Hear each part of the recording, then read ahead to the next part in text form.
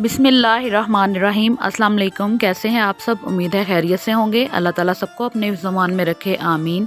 गुलजार kitchen में आपको खुश आमदीद कहती हूँ। अगर आप मेरे चैनल पर नए हैं तो प्लीज़ मेरा चैनल ज़रूर सब्सक्राइब करें। आज हम ननकाना साहब गए हैं गुरुद्वारे की सैर को। ये सिखों की इबादत गाह है। हम लोग पहले भी यहाँ पर एक दो दफ़ा आ चुके हैं, लेकिन अब आपी जो कनाडा वाली आई थी उनके साथ गए थे तो वीडियो अपलोड करने में मुझे थोड़ा लेट हो गया है। तो ये इसकी एंट्रेंस है। यहाँ से वो गाड़ियों वगैरह के लिए रास्ता है और इस साइड पर पैदल आने वालों के लिए रास्ता है। तो अब हम इसके अंदर एंटर हो चुके हैं और आगे जाते जा रहे हैं। तो ये माशाल्लाह से बहुत बड़ा है और सफाई का भी बहुत ख़ास ख्याल रखा गया है इसमें। और इस तरफ इमारतें हैं, कमरे वगैरह बने हुए हैं। ये जब यहाँ पर मेला वगैरह लगता है और सिख यात्री जो इनको कहते हैं दूर दराज मुल्कों से आते हैं यहाँ पर, तो उनके लिए ये कमरे वगैरह इन्होंने तमीर किए हुए हैं इनकी रहाइश के बंदोबस्त के लिए।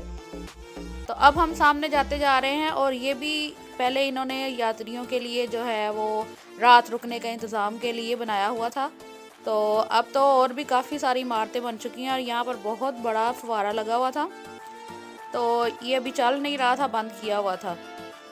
तो अब हम आगे चलते जा रहे हैं और यहाँ पर इन्होंने अपना वो निशान के तौर पर लगाया हुआ है कि 550 साल हो गए हैं गुरु नानक साहब जो हैं इनके उनको। और ये इन्होंने बहुत खूबसूरत यहाँ पर बनाया हुआ है। इसके बाद फिर हम लोग आगे चलते जा रहे हैं। तो आगे जो इनके मज़ार वगैरह हैं वहाँ पर जाने के लिए सब लोगों को जूते वगैरह उतार कर हाथ पांव पाक कर कर अंदर जाने की इजाज़त होती है। तो हम लोग भी अब यहाँ पर अपने जूते उतार कर यहाँ पर जमा करवा रहे हैं। तो बच्चों ने भी शूज़ वगैरह पहने हुए थे, उनके भी शूज़ उतरवाए और हमने भी सबने शूज़ उतार कर अब हम नंगे पाँव यहाँ से जाएंगे।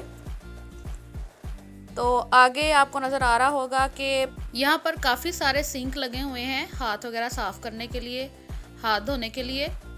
तो अंदर जाने के लिए मैंने पहले भी आपको बताया है कि हाथ और पाँव अच्छी तरह साफ़ करने पड़ते हैं। हम सब लोग यहाँ पर अच्छी तरह से हाथ धो रहे हैं। तो अब बारी आ गई है पाँव धोने की। और यहाँ पर पहले तो इसमें पानी होता था, लेकिन पानी शायद गंदा था तो इसलिए इन्होंने सारा निकाल दिया था। और अभी पानी ज़्यादा भरने के लिए यहाँ पर उन्होंने पाइप लगाया हुआ था, पाइप छोड़ा हुआ था। तो उसके साथ ही हम लोग पाँव जो है अपने अच्छी तरह से धोकर अंदर जा रहे हैं। और ये इधर इन्होंने शीट बिछाई हुई है ताकि कोई स्लिप ना हो जाए। और इसके आगे काफ़ी सारा कारपेट था, यानी कि फर्श तक पहुंचने तक हमारे पाँव बिल्कुल खुश्क हो गए थे कारपेट के ऊपर चलकर। तो हाथ पाँव साफ़ करने के बाद सर को ढाँपना भी बहुत ज़रूरी होता है यहाँ पर अंदर जाने के लिए। तो हम लोगों ने तो स्कार्फ वगैरह सर पर लिए हुए थे, लेकिन लड़कों को भी नंगे सर अंदर जाने की इजाज़त नहीं होती। यहाँ पर इन्होंने एक बड़े सारे बॉक्स में काफ़ी सारे रुमाल रखे होते हैं सर पर पहनने के लिए। तो छोटे बच्चों ने और जेंट्स ने सब ने सर पर रुमाल ले लिए हैं।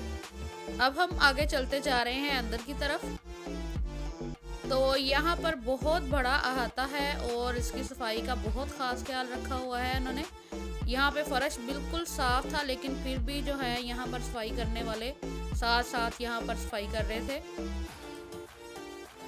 और हम लोग आगे चलते जा रहे हैं। तो सबसे पहले हम लोग जा रहे हैं, वो सामने शीशों वाला कमरा है, इसको पालकी सरकार कहते हैं। तो ये इसके अंदर जो पालकी लगी हुई है ये खालस सोने से बनी हुई है। तो सबसे पहले हम इस तरफ आए हैं और फिर अब हम इसकी बैक साइड पर जा रहे हैं। तो माशाल्लाह से ये सारा कमरा जो है वो शीशे से बना हुआ है और इसमें पर्दे वगैरह भी लगे हुए हैं।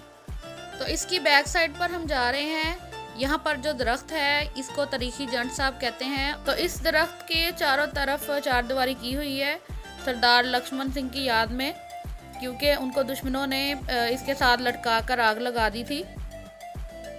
तो इसके ऊपर इसकी सारी हिस्ट्री वगैरह भी इनकी लिखी हुई है। अब हम मेन जगह पर आ गए हैं जो कि गुरु नानक साहब का जन्म स्थान है, यानी कि यहाँ पर उनकी पैदाइश हुई थी, तो इसलिए इनको इस जगह को जन्म स्थान कहते हैं। और ये माशाल्लाह अंदर जो है वो लोग इबादत में मशगूल थे, इसलिए हमने अंदर जाना मुनासिब नहीं समझा, तो हम लोगों ने बस बाहर से देखा था इसको।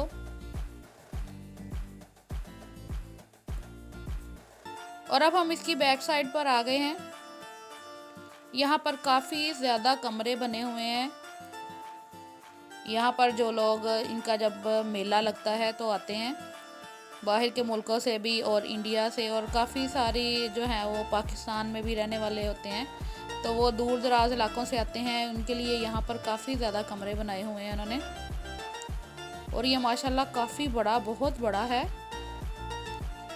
वहाँ से अब हम वापस आ रहे हैं, तो यहाँ से गुजरकर हम जाएंगे जहाँ पर हमने जूते उतारे थे। उस साइड पर जाकर हम सब लोगों ने अब जूते पहन लिए हैं अपने अपने, और हम जा रहे हैं खाना खाने के लिए, क्योंकि उन्होंने हमें कहा कि लंगर का टाइम है, तो आप लोग जो है वो लंगर घर यानी कि किचन में चले जाएं आप खाना खाने के लिए। तो हम लोग साथ साथ चलते जा रहे हैं और साथ साथ इमारतें देखते जा रहे हैं। काफ़ी सारे कमरे वगैरह इन्होंने बनाए हुए थे, और ये बहुत खूबसूरत सी इमारत बनी हुई है यहाँ पर। तो इसके साथ खड़े होकर सब ने तस्वीरें वगैरह भी बनाई, बच्चों ने, बड़ों ने, सब ने इसके साथ तस्वीरें बनाई थी। तो अब जिस जगह पर खाना खाते हैं उसके अंदर जाने लगे हैं हम। तो यहाँ पर भी जूते उतार कर अंदर जाते हैं। यहाँ पर बहुत सारे लोग खाने की तैयारी कर रहे थे, सब्जी वगैरह बना रहे थे, और ये आगे की तरफ किचन है। यहाँ से गुजरकर आगे एक काफ़ी बड़ा हॉल है जिसमें बैठकर खाना खाते हैं सब लोग। यहाँ पर चटाइयाँ बिछी हुई हैं और इसके ऊपर बैठकर सब लोग खाना खाते हैं। हम लोग भी खाना खाने के लिए एक चटाई पर बैठ गए हैं, और फिर ये इन्होंने प्लेटें वगैरह रखी आगे लाकर जिसमें डालकर खाना खाते हैं। तो हम लोग बस प्लेट्स लेकर यहाँ पर बैठ गए थे, और वो खुद ही बाल्टियों में खाना डालकर सबको सर्व कर रहे थे। खाने में यहाँ पर चावल, दाल और सब्ज़ी और रोटी वगैरह ही बनती है, क्योंकि ये वेजिटेरियन है। तो हम लोगों ने भी दाल चावल भी खाए, और जिसने सब्ज़ी खानी थी उसने सब्ज़ी और रोटी खाई, और खाना वगैरह खाकर अब हम यहाँ से बाहर निकलने लगे हैं। फिर दोबारा से सब ने अपने अपने जूते पहने, और अब हम आगे की तरफ जा रहे हैं। जिस जगह हम पाँव धोकर अंदर गए थे उसी जगह पर हम वापस आ चुके हैं। अब इससे आगे जाएंगे जहाँ पर बहुत बड़ा सारा तालाब है। यहाँ पर भी सब लोग जूते उतार कर ही अंदर जाते हैं, और ये सारे रास्ते में कारपेट बिछा हुआ था, उसके ऊपर हम नंगे पाँव चल के आए। और ये बहुत बड़ा तालाब है। यहाँ पर ये लोग जब इन्होंने इबादत करनी होती है तो स्नान करते हैं, और जब इनका बैसाखी का मेला होता है तो यहाँ पर लोग आते हैं, वो भी यहाँ पर स्नान करते हैं, और ये इसको बाबरकत पानी मानते हैं। और ये काफ़ी गहरा तालाब है। तो यहाँ से होकर अब हम वापस आ रहे हैं।